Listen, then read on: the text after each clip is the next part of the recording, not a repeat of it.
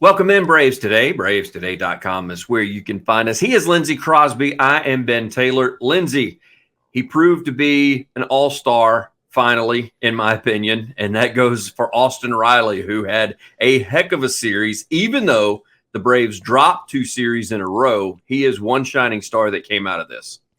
Oh my goodness. So we talked about Marcel May, right? We talked about Michael Harris Jr. Yes. We got to find some sort of pun for Austin Riley because entering the series, he wasn't doing great. His batting average was under 200 in the last 10 games.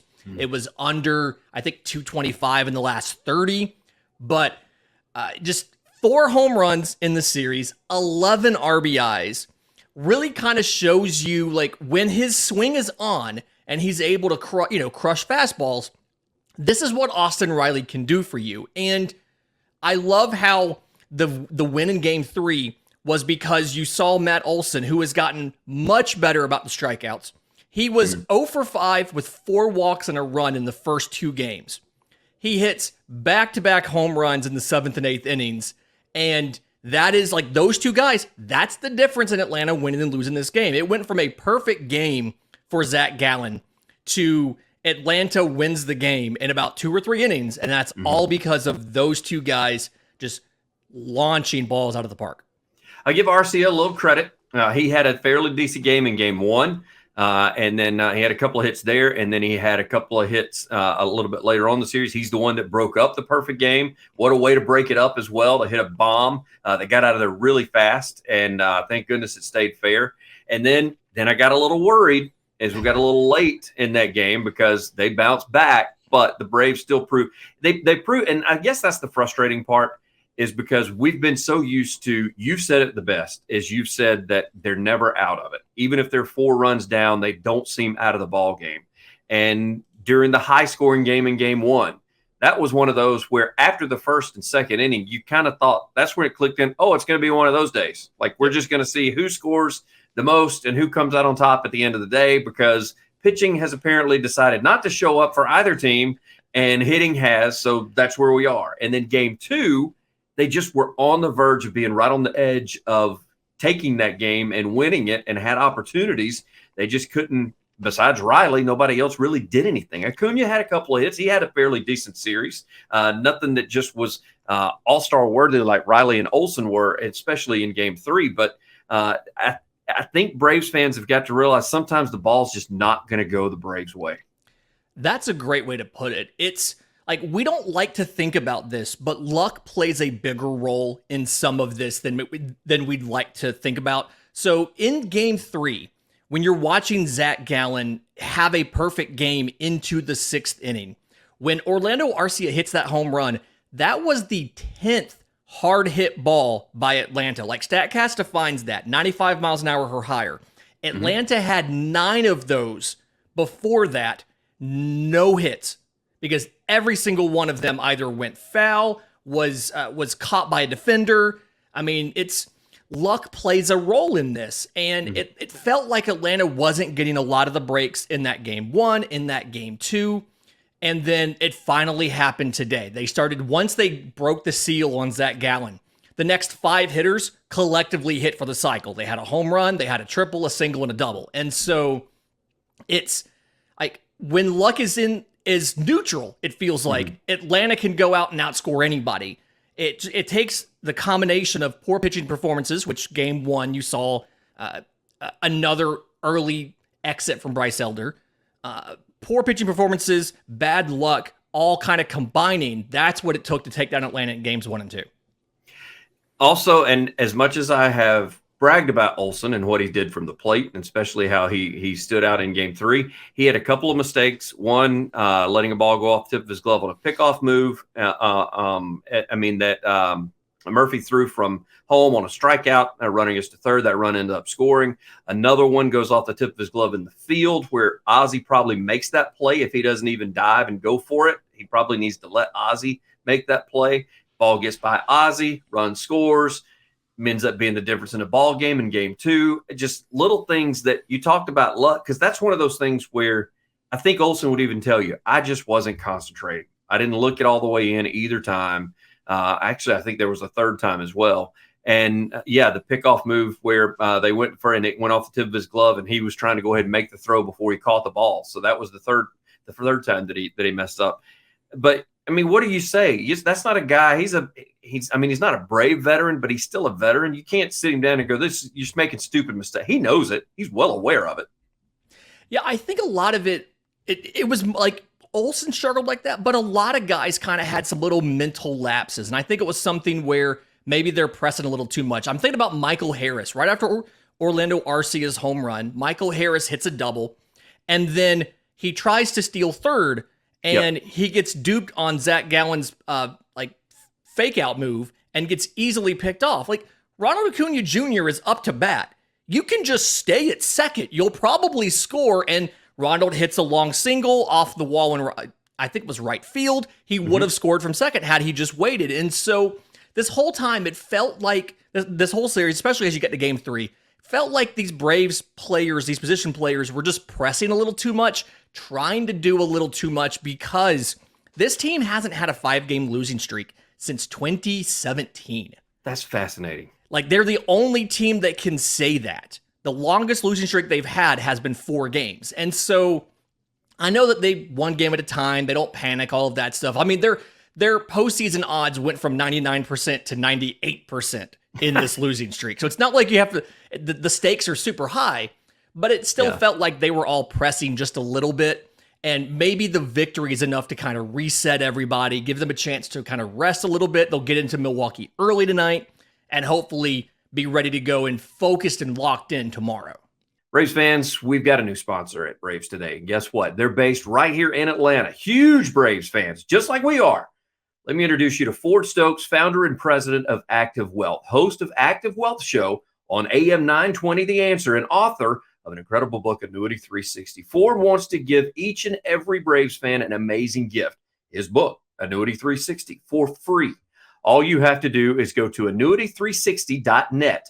That's annuity360.net. Submit your contact information. You'll receive a complimentary copy of Ford's book. Incredible opportunity to learn more about protecting and growing your hard-earned wealth. Now, I should mention Ford and his team specialize in helping pre-retirees and retirees ready to invest. They have the expertise to ensure your wealth is well protected and positioned for growth. Ford and his team at Active Wealth are there to help you. By the way, Ford's registered investment advisor, Brookstone Capital Management, they manage over $8.5 billion in assets. That's B is in billion. To find out more about Active Wealth, you can go to the website, activewealth.com. And if you want to catch up on any of Ford's financial radio shows, you can listen to them anytime at activewealthshow.com. Trust me, you don't want to miss out on the valuable insights that Ford will provide you. Active Wealth Management has multiple offices in Alpharetta, Cartersville, Kennesaw, Midtown, and they've just opened a new headquarters off exit 12, Georgia 400. So they are right here close to home. Let them know that we at Braves Today sent you. Chop on and go Braves. All right, so I've given my kudos and I've given my my slap on the wrist to all the position players and what they did at the plate. Now let's dive into this bullpen a little bit. And I understand that there's some injuries, but Atlanta looked absolutely atrocious, and it's almost like you were scared for anybody that they brought in from the outside from the pen, that they just were not going to do well. Even in game 3, when Iglesias came in, you thought, oh, here we go again. Like, we're going to be in trouble again. And they ended up getting out of it and, of course, gathering that win. But is this a combination of everything? Is this a combination of injury, a combination of being worn out because they got all used in that first game? So there were 7 pitchers that went to the mound in the first game, and then they tried to go take Morton probably a little too long in game 2, took Strider. I don't know if they took him too long in game 3. I've told you he's been kind of weird on his outings lately with 10, 11, 12, 13 strikeouts and still giving up maybe one big bomb that he shouldn't. And then they yank him after that. It's almost like they leave him in a pitch too late.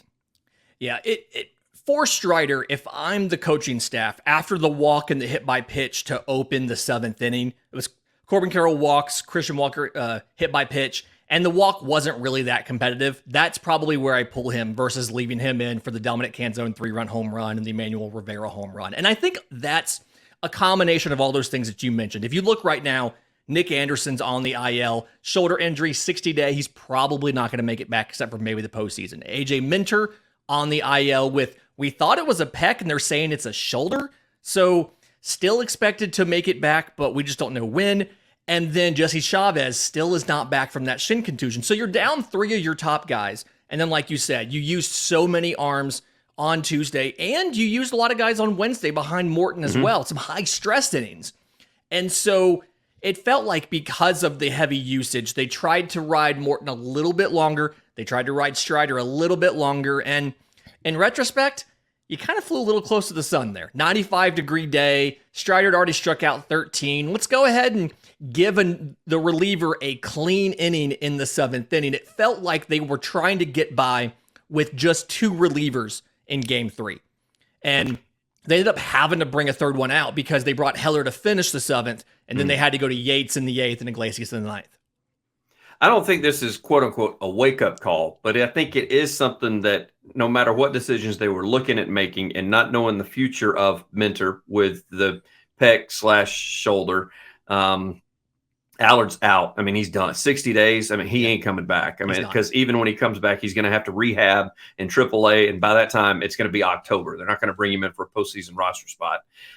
So is AA looking to make moves, and instead of maybe what he was looking at before, he's definitely focusing on middle relief, and even possibly, told you before we started, not necessarily a closer, but somebody that may could double as a closer, that maybe throws mid to high 90s, and they can at least get an inning out of, that may end up turning into a closer if they don't get their ducks in a row before postseason play. It really does feel like Atlanta has to go out and get some relief arms now. You may have been able to get by when you had Minter and Chavez and Anderson, but knowing Anderson's not coming back, you do have options when Max Fried is back. You could always put AJ Smith-Shawver in the bullpen, things like that. But for now, you're going to have to go out and get a guy. And we've been doing a series on BravesToday.com, going through some different teams. And I really like where Jake Mastriani went and linked up with the White Sox. And he had some stuff there about going out and getting a back-end starter to eat some starts every 5th day during the season, and then going out and getting Joe Kelly. A veteran will have a second year of control, but also is that guy who can throw in the upper 90s, who has that bulldog mentality, can attack hitters, and can play a lot of different roles for you. And go out and go check out the series. It's a whole thing. There's the Tigers, there's the White Sox, but it really does feel like this has solidified Atlanta as a buyer of pitching at the deadline. I still don't know how much they're going to give up for a starter, but it feels like inevitable. Atlanta's going to have to get at least one reliever. If not, maybe 2 arms and 1 can start and then move to relief for the postseason. And it doesn't get much easier because I'd mentioned the Brewers. Of course, that's going to be no rest days. They're already on a plane. They're going to be headed to Milwaukee, and you're going to be facing another division leading team, and because they lead the Central right now, and their record's not much worse than the Braves. I mean, they won 50 plus games. So, I mean, this is a team that that also plays well at home through the Brewers. The Brewers, all their fans show up. I mean, they're a very baseball savvy club, a very baseball savvy town, I guess I should say. So expectations with the Brewers, with Atlanta being right there on the edge, because I still think that they could, this weird series that we just went through could have been a sweep by the Braves, and instead they lose 2 or 3. So do they take that mentality of, hey, we're there, we're not panicking, so they could go up and take 2 or 3 or even sweep the Brewers? Yeah, I think that they can take 2 out of 3. When you look at the Brewers, I want to say they've scored 3 less runs than they've allowed all season. And so they're 54-43, but if you do the math, it's coming out to more like a 500 record. It's kind of what they should be at. And you set up well when you go because you avoid some of the big guys who are either rehabbing or just pitch. So you face Freddie Peralta, you face Adrian Hauser, you face old friend Julio Teheran. You'd like to assume Atlanta knows how to attack him, but you don't have to deal with a Corbin Burns. You don't have to deal with a Brandon Woodruff. You avoid some of the big guys there. And then the whole question becomes, can you limit the runs, right? You've got Michael Soroka on Friday. You've got Bryce Elder on Sunday. Saturday is a TBD. They have not officially announced who that is yet, but AJ Smith-Shawver's the scheduled starter for Gwinnett on Saturday. So it feels like he's the most logical option to be called up to take that start. Because at this point, you can't throw a bullpen day. You just, you don't have the arms in the pen to do that. without turning over and getting somebody new who can come in and pitch 3 or 4. If you're going to do that, go ahead and call up Smith-Shawver and let him take the ball for a couple innings. So you don't have your studs here, right? Fried's not back yet. He has a rehab start on Thursday night in Gwinnett. You don't have Morton. You don't have Strider. So you've got to keep the runs down, and the offense has to keep going. You hope Austin Riley stays hot this weekend. You also, you mentioned the pitching. I mean, you get Hauser and Tehran, and then you're going to get Hauser and Tehran again in less than a week because the Brewers now, after the Boston series were on the road, then Atlanta's going to come back to the friendly confines, and basically they will face the same pitching, and we will face the same pitching that we see in Milwaukee.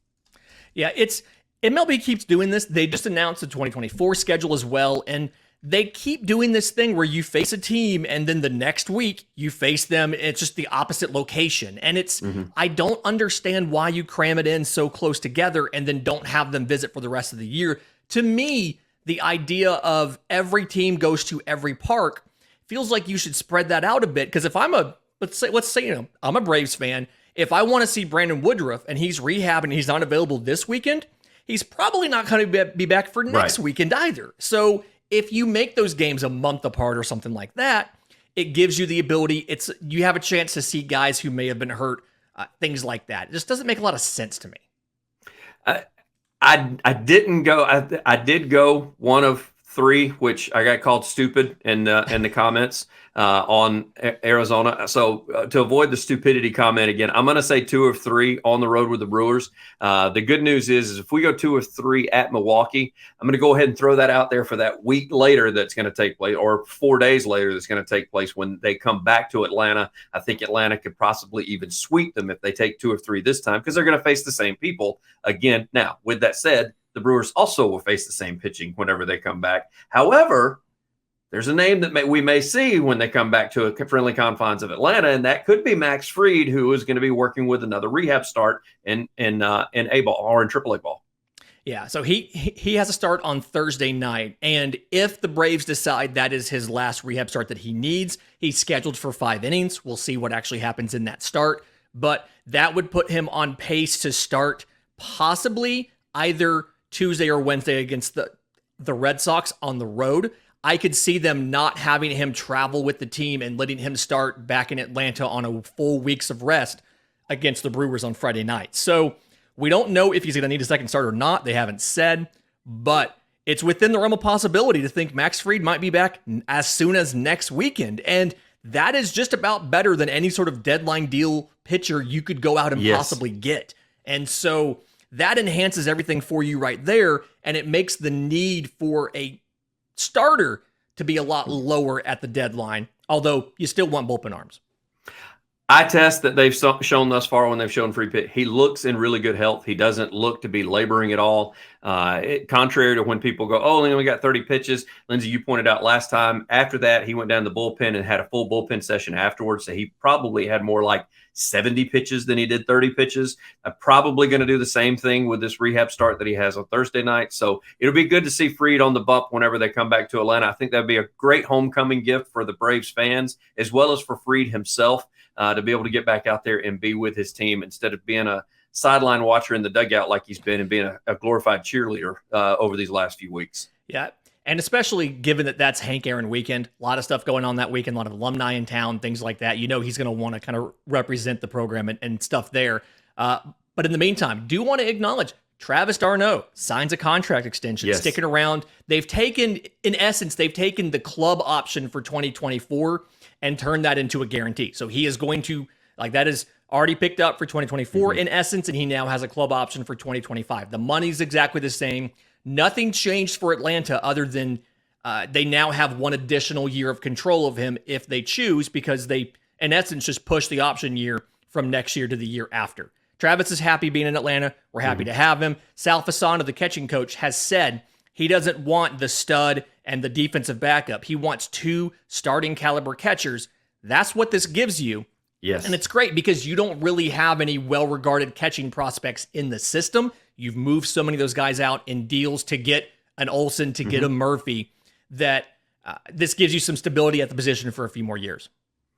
He's Lindsay Crosby. I'm Ben Taylor. I said 2 of 3. You say 2 of 3. Okay. Well, hopefully we'll avoid the stupid comments. We shall see. He's Lindsay Crosby. I'm Ben Taylor. Braves Today, bravestoday.com. Thanks, Lindsay. See you.